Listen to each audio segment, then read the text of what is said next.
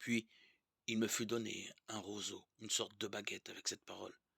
Lève-toi et mesure le temple de Dieu, l'autel et les adorateurs qui sont là. Mais la cour à l'extérieur du temple, laisse-la de côté, et ne la mesure pas, car elle est donnée aux nations païennes. Et elles fouleront au pied la ville sainte pendant 42 mois. Et je donnerai à mes 2 témoins de porter le message prophétique pendant 1260 jours, habillés de vêtements de deuil. Ce sont eux, les 2 oliviers, les 2 chandeliers qui se tiennent debout devant le Seigneur de la terre. Si l'on veut leur faire du mal, un feu jaillit de leur bouche et dévore leurs ennemis. Oui, ceux qui voudront leur faire du mal, c'est ainsi qu'ils doivent mourir.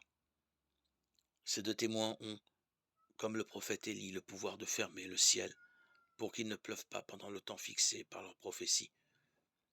Ils ont aussi, comme Moïse, le pouvoir de changer l'eau en sang et de frapper la terre de toutes sortes de plaies, chaque fois qu'ils voudront. Mais quand ils auront achevé de rendre leur témoignage, la bête qui sort de l'abîme leur fera la guerre, les vaincra et les fera mourir.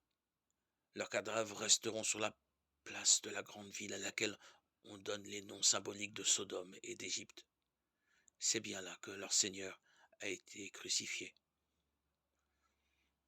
Des hommes de tout peuple, race, langue et nation viendront voir leurs cadavres pendant 3 jours et demi, sans qu'il soit permis de les mettre au tombeau. Les habitants de la terre en seront heureux, ils s'en réjouiront.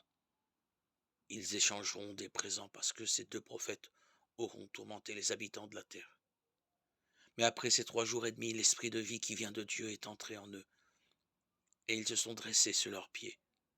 Alors, une grande crainte est tombée sur ceux qui les regardaient. Et les 2 témoins ont entendu une voix puissante venant du ciel qui leur disait « Montez jusqu'ici ». Ils sont montés au ciel dans la nuée et leurs ennemis les regardaient. Et à cette heure-là, il eut un grand tremblement de terre, et un dixième de la ville tomba, et dans le tremblement de terre furent tuées 7000 personnes. Les survivants furent pris de peur et rendirent gloire au Dieu du ciel. Le deuxième malheur est passé. Voici que le troisième malheur vient sans tarder.